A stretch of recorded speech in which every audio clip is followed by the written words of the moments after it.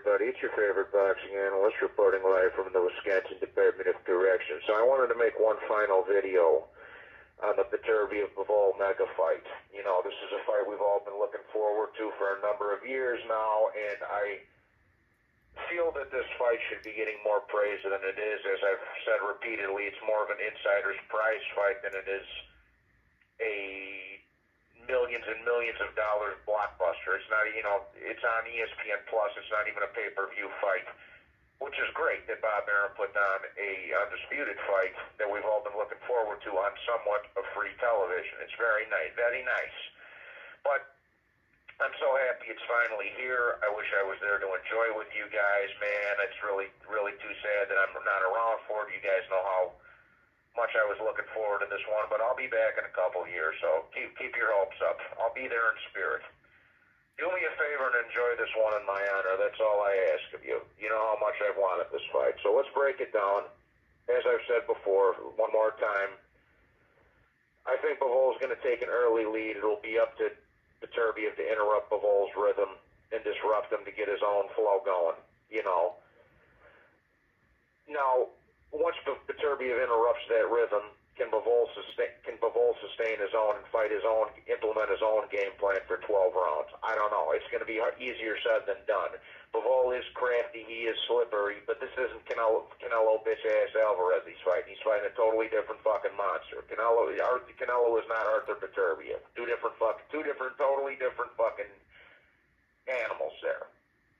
And, you know, I was sitting here thinking about it. I says, you know, this would have been great. If we could make one fight go back to the old era, this would have been fucking perfect for a 15-round fight, man. You know, just like Marciano Walcott or, you know, Kearns Leonard one or et cetera, so forth. This would have been a great. But like I said before, in my opinion, this is like the Julio Cesar Chavez versus Meldrick Taylor of the light heavyweight division. It's an insider's prize, right? And it's going to be of the two top 5 or 6 pound-for-pound fighters in the world. But another thing I wanted to mention is we talk a lot about Beterbiev's power. He is the Terminator. He's the human fucking wrecking ball. But let's keep in mind that Bivol did buzz Canelo a few times, and Canelo does have a granite chin. And he did get a KO in his last fight. I'm not saying Bivol's the hardest puncher in the world, but let's not write off his power. And even though he might not be fucking Jack Dempsey with his punching power, you know, it's the precision and the punch placement which Bivol has. You know, they could change the fight.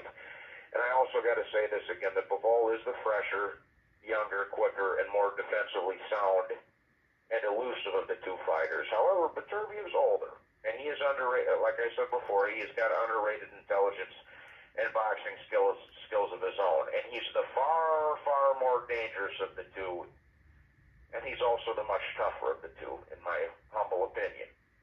You know, and we hear this narrative with Beterbiev in every fight that he's got lots of wear and tear, his shoulders and his knees, his cuts, his scar tissue, he's older.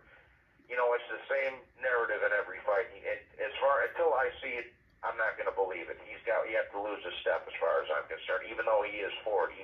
We haven't seen it yet, but we get that narrative going into every Beterbiev fight. So I'm going to wait till I see it, till I see his age catch up with him before I say he's lost a step. And I also want to reiterate this point one more time that the Canelo cult members have been saying they're praying for Beterbiev to win.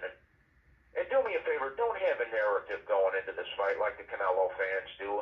I don't. I love both of them. May the best man win. I like Beterbiev a lot. I like Beterbiev is one of my favorite fighters in the whole sport right now. But I appreciate Bivol as well. But don't have a narrative going into this fight. Just enjoy it for what it is. Two of the best pound-for-pound fighters on earth going at it, both undefeated and ready to kill. Like I said before, they're both top 5 or 6 pound-for-pounders. Both of their wallets say bad motherfucker on them, you know what I'm saying? So, you know, as far as I'm concerned, it's in no particular order. It's these two, Bam Rodriguez, Lomachenko, Usyk, and Ian Crawford. That makes up the top 7 as far as I'm concerned. And because, like I say, Lomachenko hasn't lost a fight since Teofimo as far as I'm concerned.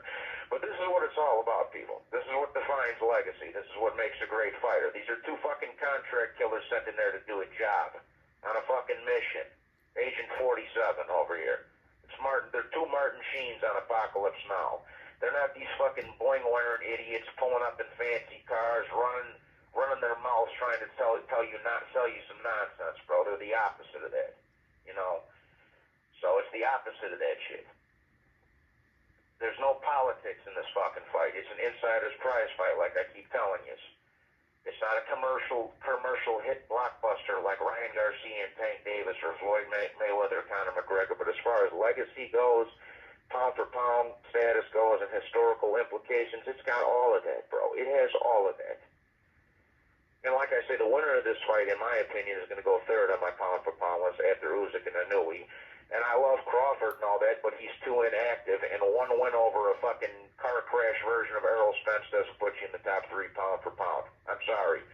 So the winner of this fight goes to third pound for pound on my list after Usyk and Inoue. And Bud Crawford, I love him, but he's got to go to 4th place after this.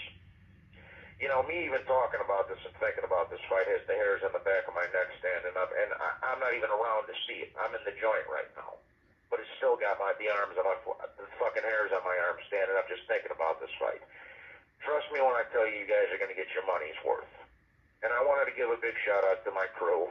Big shout out to Tyler Miller, Mr. B, Big Say So, Mad Chad Sports Tavern, Carl Hansen, The Irishman, Brian Harkin, Unrivaled, Drunken Irishman, Dick Justice, DJ, Jerson, Anthony Johnson, TUI, YB, and Electrojet.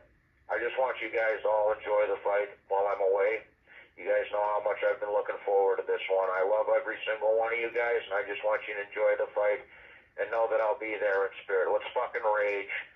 Shout out to Beterbiev. Shout out to the Bivol, 2 of the baddest motherfuckers on the planet. May the best man win, and let's have a good fight. God bless you all. I hope you guys enjoy this motherfucker in my honor. I love you all, you guys, and I'll be there back with you soon. A couple years goes by. God bless, and I'll talk to you on the next one. Please be. Other than properly placed, attorney calls may be monitored and recorded.